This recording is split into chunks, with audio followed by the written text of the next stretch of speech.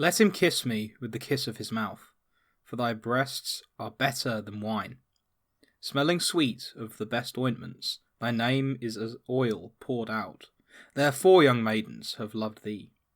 Draw me, we will run after thee to the odour of thy ointments. The king hath brought me into his storerooms. We will be glad and rejoice in thee, remembering thy breasts more than wine. The righteous love thee.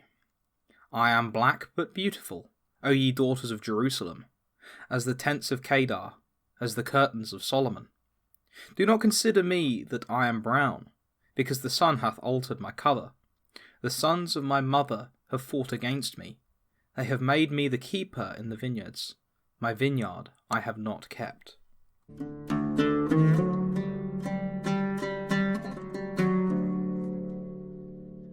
Have you ever just paused the YouTube video that you're watching, or the video game that you're playing, and looked out the window for a little bit? Have you ever looked and seen the birds and the trees, maybe the cars going by, the people having conversations? Have you ever seen that and contemplated what is going on there? Have you ever seen all of the little intricate systems, all the infinitude of the events going on before you? The birds weaving intricately through the sky in their flocks. Perhaps a conversation is going on between a young guy and a young girl. The girl laughs. The cars drive past as the sun glitters off of the paint. You see a coffee shop perhaps, a smiling attendant serving coffee to people off to work perhaps. And you see the flowers beginning to bloom as spring begins. But then as you're feeling that almost childlike bliss of observing the world just go by outside of your window, you see something. Perhaps a bird is hit by a car. Perhaps a loud argument is going on that you can barely hear just reverberating through your double-glazed windows. Perhaps a car's broken down. Perhaps there's something nasty on the television in the coffee shop across the road that you've seen. Maybe a nasty headline or something like that. So you grimace a little. You taste the bitterness of that event that you've just seen. And as if it's something out of accordance with nature, you sort of recoil a little bit within yourself. Perhaps you don't recoil openly, but you sort of groan internally, as if you know that there's something wrong, something off, something lacking from what you've just seen. Perhaps this feeling kind of lingers for a few seconds. This sort of low-level disgust at the minor travesty you've just seen out there on the street. But you go back, and you just continue as you were, and you shrug your shoulders and you go, well, that's the way of the world. But what about if we focused on why we feel that? Why do we have that nagging sensation? But in order to answer this, we need to know why we feel delight at the first part. We saw the car working, and we saw that it was working great. It was working just as intended. We saw the birds flying and they were doing as they were supposed to be. And we observed the couple talking out in the street, and we saw that it was good. All of these things that we see are good and not lacking any single thing. And so it brings us a delight, because all is natural, all is in accordance with how it should be. But with the argument, perhaps with the dead bird on the road, there's always something lacking there. The bird isn't flying. There isn't perfect accord between people. We see the nasty headline. Something's wrong, something's off, something's lacking. There's a lack of goodness in this particular thing. And so therefore, we are disgusted by it. Birds are supposed to fly. Cars are supposed to drive along the roads. The news is supposed to be good. Interactions between human beings are supposed to be fruitful and lead to laughter and happiness. These things we all innately know in our being. Now, we know that these particular things are good. And also, because we are fundamentally reasoned creatures, we know on a level how to prevent the nasty things from happening. We can keep sex within marriage to stop fights between different men. We can stop murder, because nobody likes to lose a loved one. A father, a brother, a mother, a sister. We could also employ some positive rules as well, like meetings on particular days so people can come to know each other and form these kinds of bonds and grow in their own being. However, everyone has had one of these fights. Every single person is given into anger, or something that leads to anger in someone else. Someone has perhaps run over a pigeon before. We've all committed these things, and we know innately that because of this, our judgments can't be entirely in line with the good. Because if we know the good truly, then how can we be the author of good in how we construct our rules? How do we know that we aren't perpetuating some evil? After all, human beings contradict each other, and we have all done something wrong, even if it is to an infinitesimally small degree. So we are at a little bit of an impasse here. It's really clear that human beings, because they can laugh and can perpetuate these good things in the world, that on some level they can come to good conclusions about how we should act in order to perpetuate these good things. But on the other hand, because of our ability to not sustain this 100% of the time, it is clear that there's going to be some flaws in this method. Now, how exactly would we solve this problem? So we've observed that all of these things that anger us and make us grimace, it's because they lack a certain thing. They are lacking in a particular attribute, maybe, like the bird is not alive when it is hit by the car. But what about if we had something that did not lack anything? Something that we know exists, because it's evident that we did not get all of our attributes from nowhere, and it's evident that everything in existence is not the author of its own being. But what about if there was something where all of this proceeded from? What if there was something that possessed the flight of the birds? Or perhaps the combustion of the engine? And above all, what about if there was something that possessed that human reasoning in a complete form that we have inherited from? Now, clearly, because we are pleased by the good, it is clear that there is a fully manifested form of all of these attributes in everything. Yet, we can't see one platonic form of everything. But it's clear that there must be something that possesses this.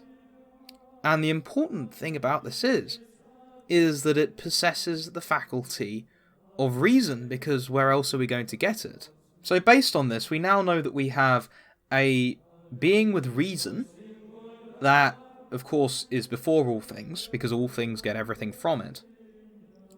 But an interesting question to posit to you guys, and something to perhaps pause and think about. What would be the first thing that this being would think? Because we know that it possesses reason, and reason in a most perfect regard. So what would it think about? Because surely something that possesses reason must think of something, otherwise it doesn't have reason. To not use one's reason is to not have it. Well, it's evident that nothing exists around it. There are no things lacking anything at this point. So the only thing that being can think is of itself. But as this thing is pure being, that thing from which all proceeds, then to think of pure being is to conceive pure being. So from this, we now have two pure beings. So bearing this in mind, we now have two beings. Two beings of complete and utter being, a complete and utter goodness. Now, based on how we are as human beings, how do we react when we perceive these things working as they should, or things in the highest manifestation of their being? We experience delight, as with the couple laughing, as with the birds flying. Now, these beings have only got each other to observe, and these beings are perfect. So you now have two instances of perfect being, infinitely loving one another. Now, as we all know, I think, some of us more than others from personal experience, we know that the offspring of two beings perfectly loving each other is another being. So beholding this, you've got three things which are all pure being, and they're all observing each other and they all love each other. Now, what do groups of people do when they are in love with each other? They speak, they talk, they think, they interact. And you obviously can't just say the same thing to a person over and over and over again. So you have to, in a sense, have conversation. Now, what could potentially be the result of pure being speaking things? What does pure being do when it speaks? It creates. That's what it does. Because all pure being can do is create. When it interacts with other pure being, it follows that it would create. So you've got all of these different words being uttered into existence. You've got all these words being uttered, and because of the creative property of the being that's saying those words, they're all coming into being. By virtue of that thing being being. Now, of course, some of these words would manifest different parts of that being. You might have something that represents the combustion that is thought of within the being. Perhaps you might have something that has the attribute of flight, that in some way reflects its creator. Maybe you even have something that could be said to be in the likeness and image of that creator. Now, as with every word, there's a certain spelling to everything. So if we consider that likeness and image to be a word, let's say beauty is the word that represents that likeness and image. What about if we were to remove a letter? Say E. We've got Bauti now. So that's not really the full thing. It's most of the letters, but you're lacking something. You know?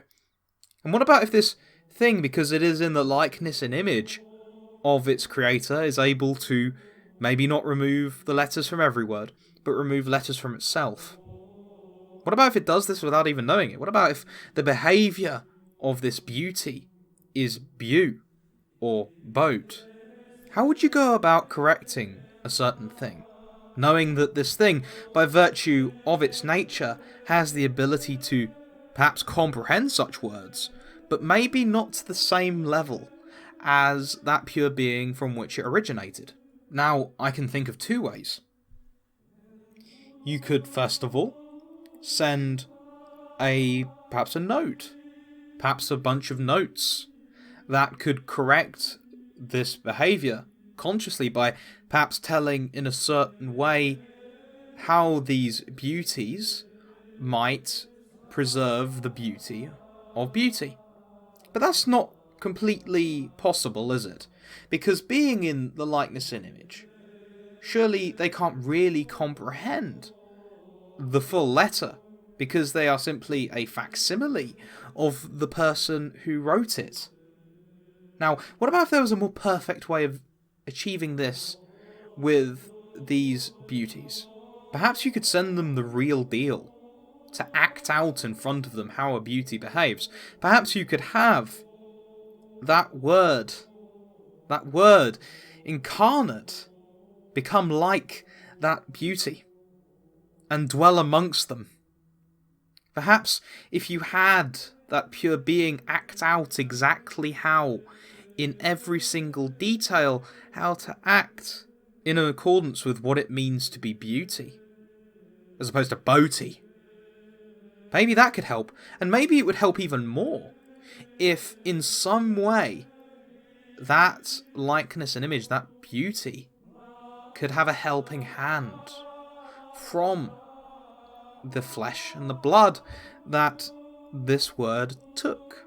After all, if a word were to dwell amongst its own likeness and image, that likeness and image which was created in a conversation of pure love, surely it would take the apex of the being of that particular word if it could. It would become fully beauty. Because why not? You're not going to deceive the beauty into becoming boaty, or buh, are you? Because that's not reflective of love. That's reflective of the diminishment that we were talking about earlier on. So what would our response be if we were to look in from the outside and see all of this going on? Well, What we'd do is we'd delight in it if we knew it was true. We'd know that pure being has been made manifest. We'd know about this conversation of pure love. Because every single person delights in what is good. And so therefore, my friends, if you haven't figured out what I'm getting at through this whole dialogue with you, if the title isn't evident enough, is that because we can look upon pure being, we know that pure being has dwelt among us, and that he's provided a perfect set of rules. We should delight in that fact, rejoice, and follow those rules which pure being has given to us, in order that we manifest that true beauty. And so, therefore, I close this. Thank you for watching. Thanks so much to all the new Renaissance Man subscribers, because we've grown massively over the last month or so. So many more people are enjoying audiobooks and controversial videos than were before. So, I really hope those who are watching would consider signing up, because these people are clearly enjoying what they're getting. Thank you very much for watching.